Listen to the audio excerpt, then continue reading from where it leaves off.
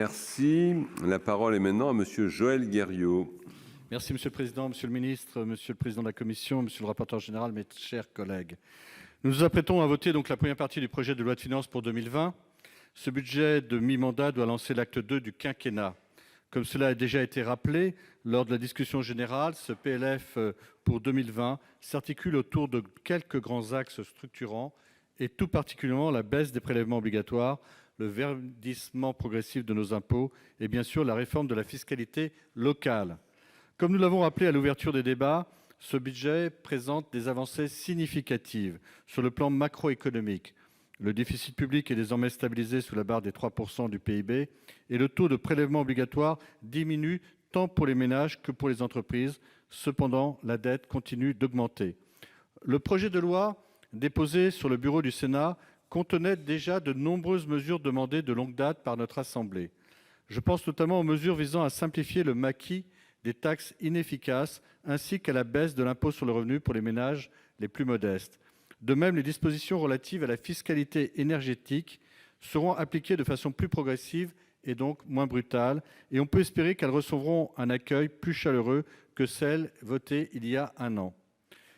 Le Sénat a largement amendé le texte, en veillant toujours à préserver les intérêts des collectivités territoriales. Les ajustements apportés aux articles concernant la domiciliation fiscale des dirigeants d'entreprise ou la baisse de l'impôt sur le revenu me semblent ainsi limiter les effets de bord de ces mesures qui vont dans le bon sens. D'autres mesures, telles que la redéfinition de l'IFI ou la simplification du régime des donations aux petits-enfants, sont la preuve que notre Assemblée ne se contente pas du texte qui lui est soumis, mais demeure force de proposition. Le groupe des Indépendants a pris sa part à ce travail d'amendement, que ce soit pour ajuster des propositions opérationnelles ou pour lancer des débats de fond. Je pense notamment aux améliorations apportées au régime fiscal des transmissions d'entreprises, ainsi qu'à notre proposition réitérée d'instaurer une TVA sociale afin de faire basculer les prélèvements obligatoires du travail vers la consommation. Lors de nos débats, c'est tout naturellement sur le volet de la fiscalité locale que l'attention s'est concentrée et que les divergences se sont cristallisées. Mais cette année, ce n'est pas tant le principe de la réforme qui a été discuté, c'est surtout le calendrier d'exécution que nos discussions ont porté, sur lesquels nos discussions ont porté, donnant lieu à de nombreux débats techniques et autant d'arbitrages paramétriques, avec un seul objectif, veiller à ce que les collectivités territoriales ne perdent pas au change dans ce grand bouleversement. Le Sénat a donc acté le report de la réforme. Cette décision me rappelle la fin du roman de Dumas, La Chambre haute, comme le comte de Monte Cristo, semble convenir que toute la sagesse humaine se trouve dans ces deux mots, attendre et espérer. Attendre de voir quels pourraient être les effets de la réforme de la fiscalité locale avant de la mettre en œuvre tout en acceptant le principe.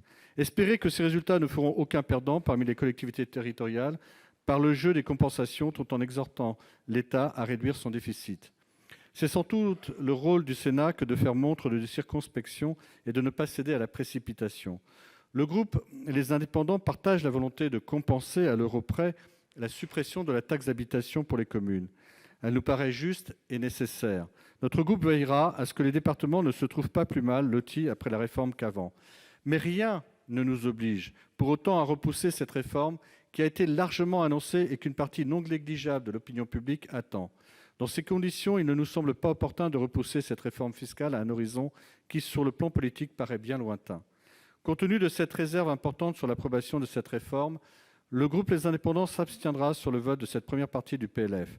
En tout état de cause, le Parlement continuera à veiller à ce que la compensation, quel que soit le mode de calcul qui sera finalement retenu, préserve bien l'autonomie financière de nos collectivités territoriales et singulièrement celle de nos communes.